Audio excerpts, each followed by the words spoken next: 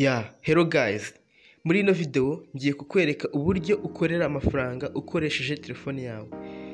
Ahangaha ngiye kukwereka application ujyamo ukadownloadinga cyangwa se ugakuraho izindi application wazishyira muri telefone yawe wazikoresha maze ikabiguhembera.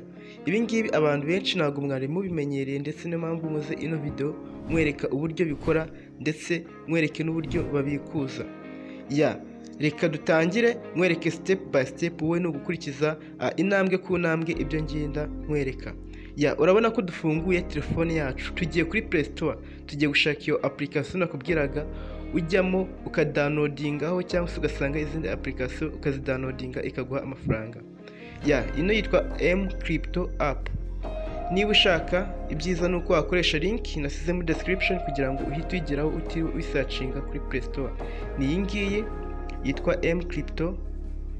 Ino application irizewe, murabona ko ifite rate nziza. Niba utabizi cyangwa se ushaka kumenya byinshi, ushobora gukora ubushakashatsi bwawe kugira ngo uyikoreshe ubizi neza ko yizewe, kandi nanjye ndakwizeza ko ino application yizewe. Murabona ko ni downloadings nyishyize muri telefone yanjye. Uraza guca kuri link nasize muri description. Ikindi dukurikizo ngiye kuyifungura mwereke uburyo ikora. Open.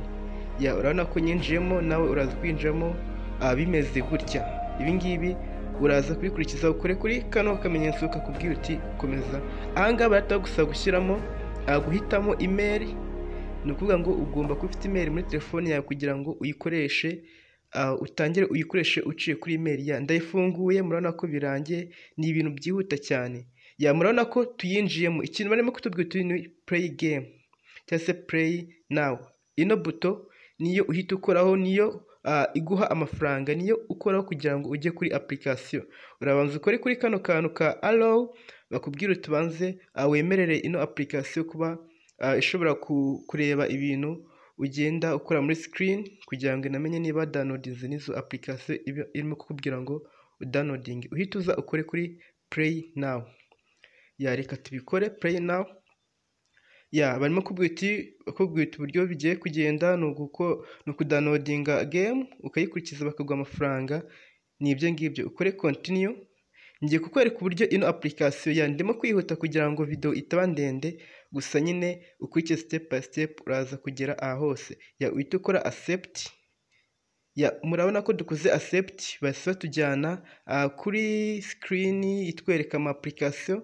Ahangaha rero inyinshi zirimo ni games ujyaho ugakina. Wamara kuzikina bakaguha instruction cyangwa se amabwiriza ukurikiza kugira ngo amafaranga uhite uyabona kuri ino application unayabikuze. Murabona ko buri application barimo kutubwira amacoin twakuramo. Ano macoin niyo yafata nk'amacoin gusa, kuko n'ubundi ni amafaranga. Ni amafaranga iyo uje muri ino application yavunjamo amafaranga. Uraza ukore ahangaha kuri more, kuri program runaka ushaka kudownloadinga. Numara kuhakora barataguha amabwiriza ugomba kugenderaho. Nk'ino barimo kutubwira uti ni ukudownloadinga tugakina, buri level baragenda baduha amacoin.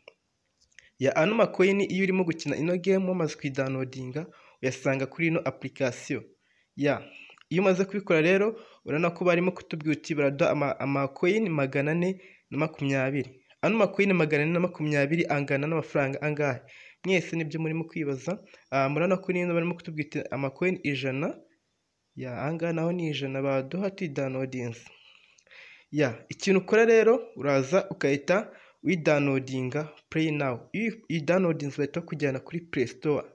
Iyo wayidownloadinze Play Store ushobora kuzanga kuri my apps ukayibona, ukabona ko wajya ukoranga ugahita uyikina, cyangwa se ukayisanga muri phone yawe bisanzwe amaze kuyidownloadinga ukayikina.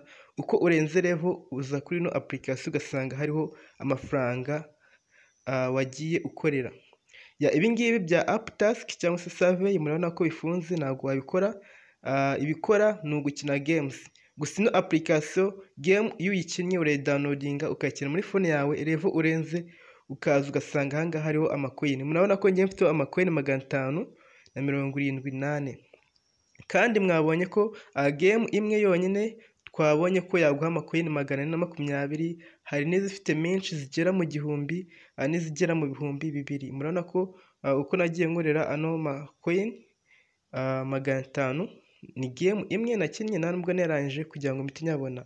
Mbona ko kuri balance, kuri redeem, hano nkoze redeem, murabona ko hariho amakoini 578. Kubikuza ni gute? Kubikuza ubikuza mu USDT, mu ma cryptocurrency, kandi murabona ko kubikuza amafaranga make ni amakoini 2900 angana n'amafaranga make cyane, ni amafaranga 300 y'amanyarwanda, amakoini 9700 angana n'amafaranga nayo make. Kubikuza rero ntabwo yabikuza udafite minimum.